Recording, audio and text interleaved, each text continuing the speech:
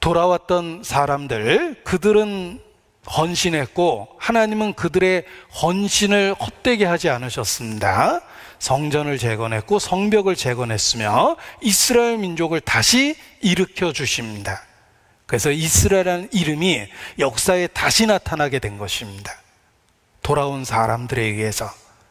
그들의 삶은 고단했지만 그들의 헌신은 결코 헛된 것이 아닙니다. 죽은 이스라엘을 역사 속에 되살려냈기 때문에 그렇습니다. 그리고 그 돌아온 사람들은 고생만 한 게 아닙니다. 그 헌신의 과정을 통해서 하나님 중심의 삶을 살 수 있었습니다. 헌신의 삶을 통해서 그들이 실제적으로 성전 재건에 동원됐고 성벽 재건에 참여하고 희생했습니다. 그 결과가 무엇입니까? 그들의 삶의 중심에 하나님이 함께 계셨다는 것입니다. 그래서 얼핏 고통스러운 고난의 삶을 산 것처럼 보이지만 그들의 삶은 성공적이었습니다. 하나님 중심의 삶을 살 수 있었고 하나님은 그들을 통해서 이스라엘이라는 민족을 역사 속에서 부활시킨 것입니다. 자, 이제 반대편을 생각해 보겠습니다. 끝내 바벨론에서 돌아오지 않는 선택을 했던 사람들이 있습니다. 당시에는 만족스러운 삶을 살았을 겁니다.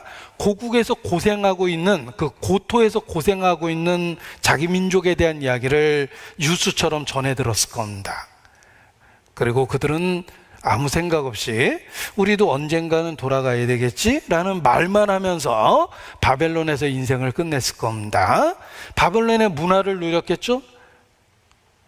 바벨론의 그 좋은 모든 것들, 도시 생활이 주는 좋은 것들, 제국이라는 거대한 나라에서 누릴 수 있는 특혜를 그들은 평생 누리고 잘 살다 그렇게 인생을 마쳤을 겁니다. 편안하고 안락하게 살았을 겁니다. 문제는 죽음 이후의 결과를 보십시오. 그들은 그냥 살다가 죽은 겁니다. 반면 돌아온 사람들은 헌신의 삶을 통해서 하나님 중심의 삶을 살았고 그들의 삶 속에 하나님이 있었고 그 이후에도 그들은 하나님과 함께 있습니다. 하나님은 그들의 삶이 헛되지 않다는 것을 성경의 기록에 분명하게 남겨두셨고 심지어는 그들의 숫자, 정확한 숫자와 그들의 이름까지 기록하셨습니다. 그들의 헌신의 삶이 결코 헛되지 않다는 것을 남겨진 기록을 통해서 분명하게 보여주신 겁니다. 당시에도 두 가지 선택이 있었고 두 가지 삶이 있었습니다. 지금도 그렇습니다. 지금도 헌신하는 하나님 중심의 삶을 사는 사람들이 있고 그렇게 살아야 된다는 당위성을 지식적으로는 인정하지만 실제의 삶에서는 그냥 세상을 사는 사람도 있습니다. 지금도 두 가지 선택이 있고 기억할 것은 두 가지 결과가 있다는 것입니다. 우리가 세상을 마음에 품고 살아도 봤습니다. 태생적으로 세상 사람이었잖아요. 세상의 것을 목표로 해서 살았을 때 우리의 삶이 어떤 의미가 있었습니까? 없어도 되는 인생을 산 겁니다. 전도자가 가로되 헛되고 헛되면 헛되고 헛되니 모든 것이 헛되도다. 그렇게 그냥 시간을 하나님 앞에 낭비하고 인생을 산 겁니다.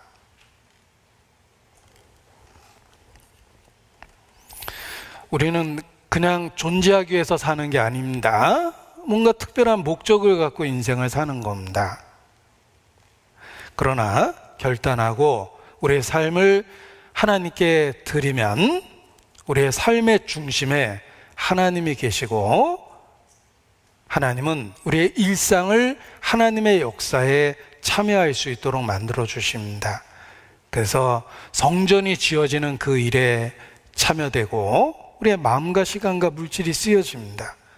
성벽이 재건되는 일에 우리의 마음과 생각과 물질이 쓰여지고 하나님의 나라가 완성되는데 우리의 삶이 쓰여지게 됩니다.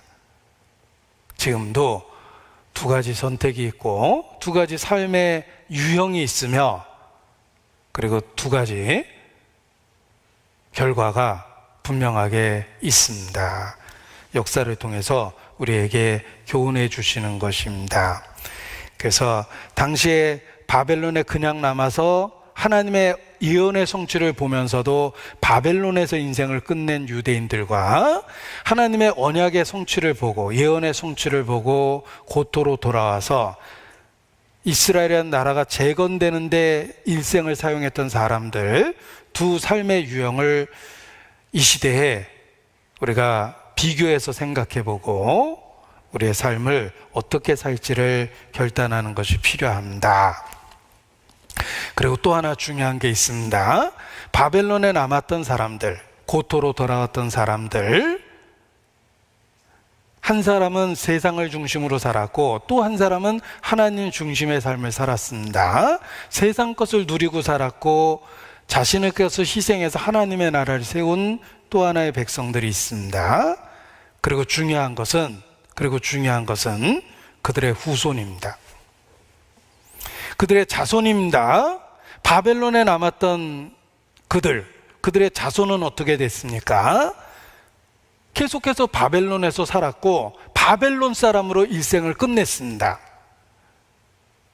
바벨론식 이름을 갖고 있었을 거고 바벨론식 문화를 누렸을 거고 바벨론식의 삶을 살다가 끝났습니다. 그러나 돌아온 사람들의 자손과 후손은 어떻습니까? 다시 세워진 이스라엘, 그 속에서 하나님의 백성으로 살았던 것입니다. 그 자식들의 운명도 달라졌다는 걸 아셔야 됩니다. 나의 선택이 내 자신의 선택뿐만 아니라 내게 속한 사람들의 운명에도 결정적 영향을 미치고 있다는 걸 아셔야 됩니다. 세상을 선택하면 내게 속한 사람들도 함께 세상에 속하게 되는 겁니다. 그러나 하나님 중심의 삶을 살게 되면 나와 내게 속한 사람들이 하나님의 사람으로 살 수 있는 기회를 갖게 되고 그들에게 문이 열리며 하나님의 인도하심을 받게 되고 하나님의 사람으로 일생을 마칠 수 있는 은혜를 갖게 되는 겁니다. 그래서 우리의 선택이 우리의 자손과 후손에게도 연결된다라는 걸 기억하셔야 됩니다. 시편입니다. 시편 115편 14절입니다. 시편 115편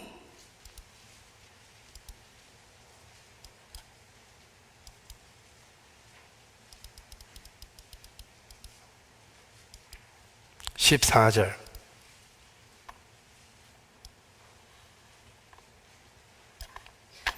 시편 115편 14절 15절 함께 읽습니다. 여호와께서 너희 곧 너희와 또 너희 자손을 더욱 번창케 하시기를 원하노라.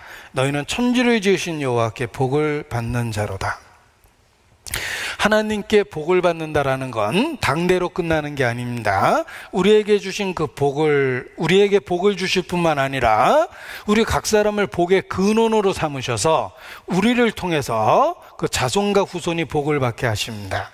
아브라함에게만 언약을 주신 것이 아닙니다. 아브라함을 기억하사 이삭과 야곱, 그들의 하나님도 되셨습니다. 우리가 믿는 하나님은 아브라함의 하나님 뿐만 아니라 아브라함과 이삭과 야곱의 하나님입니다. 복을 자손 대대에 주신다라는 뜻입니다. 우리의 선택이 우리에게 속한 자들에게도 영향을 주고 있다는 걸 기억하셔야 됩니다. 너희와 또 너희 자손을 더욱 번창케 하시기를 원하노라.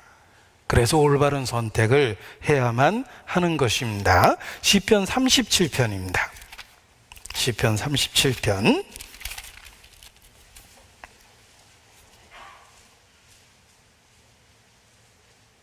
25절부터 보겠습니다.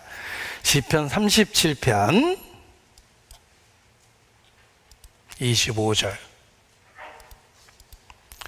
내가 어려서부터 늙기까지 의인이 버림을 당하거나 그 자손이 걸식함을 보지 못하였도다. 의인뿐만 아니라 그 자손도 하나님의 은혜가 주어지는 것을 보았다. 그 자손까지 복이 주어집니다. 저는 종일토록 은혜를 베풀고 꾸어주니 그 자손이 복을 받는도다.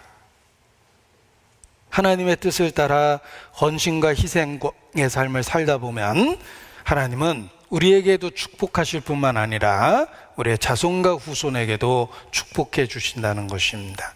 반면 악인은 어떻습니까? 악을 선택한 사람들의 이야기가 여기 있습니다. 28절 끝부분에 보면 악인의 자손은 끊어지리로다. 부모의 잘못된 선택으로 자식들까지 벌을 받고 복에서부터 멀어지는 것입니다. 반대로 하나님 중심의 삶을 살게 되면 하나님은 그 후손에게까지 복을 주십니다.